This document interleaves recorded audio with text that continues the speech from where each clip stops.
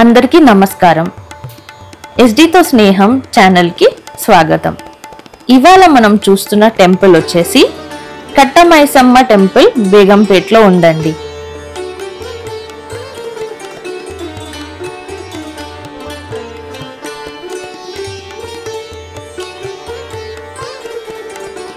ఈ అమ్మవారి టెంపుల్ అంటే నాకు చాలా చాలా చాలా ఇష్టం అన్నమాట.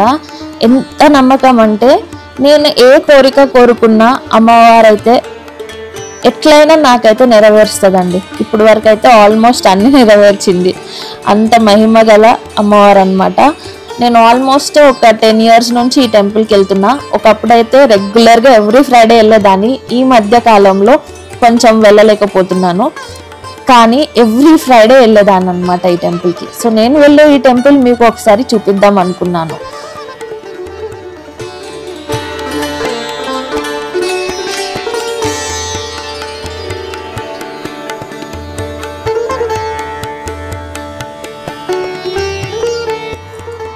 నేను ఇంతకు ముందు మీతో చెప్పినట్టు మా అన్ని కోరికలు నెరవేరుస్తుందని చెప్పాను కదా ఈ అమ్మవారు.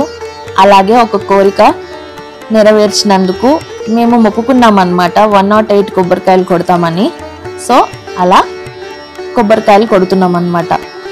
ఒక పెద్ద సంచిలో తీసుకున్నాము, మా ఇంటి దగ్గరే తీసుకొని వెళ్ళి మా కోరిక నెరవేర్చినందుకు మేము మొక్కు తీర్చుకుంటున్నాము.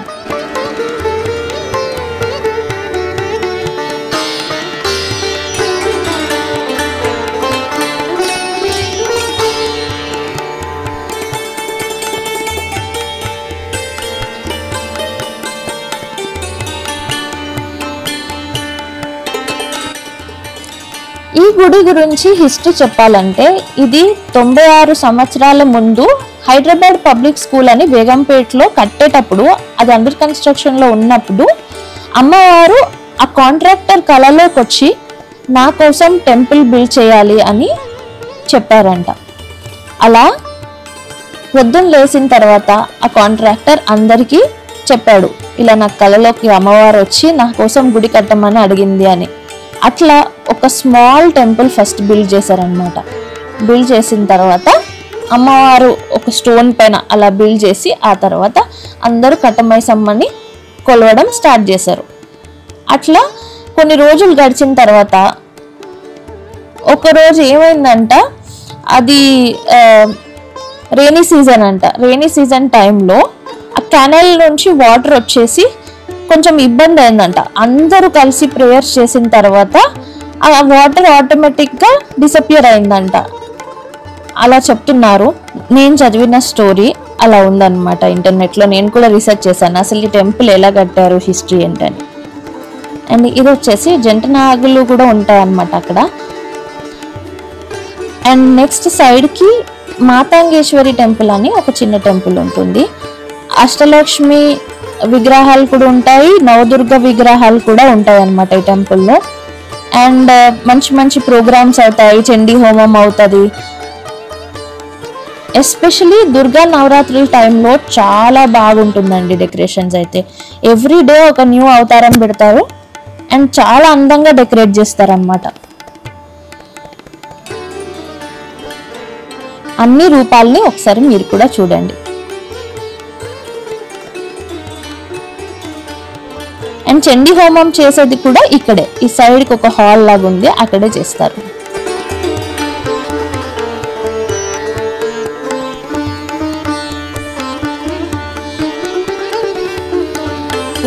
కొబ్బరికాయలు కొట్టేసి ఆ తర్వాత అర్చన చేయించుకొని మేమైతే కొంచెం ప్రసాదం తింటున్నాం అనమాట. కొబ్బరికాయ కొంచెం విరగొట్టుకొని తిని కొంచెంసేపు కూర్చొని పీస్ఫుల్గా టెంపుల్ ఎన్వైర్న్మెంట్ వైబ్స్ ఎంజాయ్ చేసి ఆ తర్వాత బయలుదేరినాం అనమాట ఇంటికి.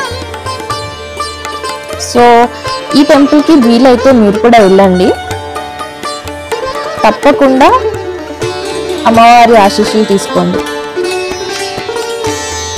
డెఫినెట్గా మీకు మంచి ఎక్స్పీరియన్స్ అయితే వస్తుందండి.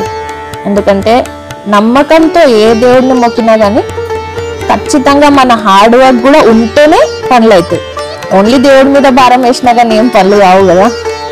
సో మన హార్డ్ వర్క్ అండ్ దేవుడి బ్లెస్సింగ్స్ రెండు కలిస్తేనే అన్ని పనులు మంచిగా అవుతాయి. సో హ్యాపీ వీకెండ్ అండి మీ అందరికీ.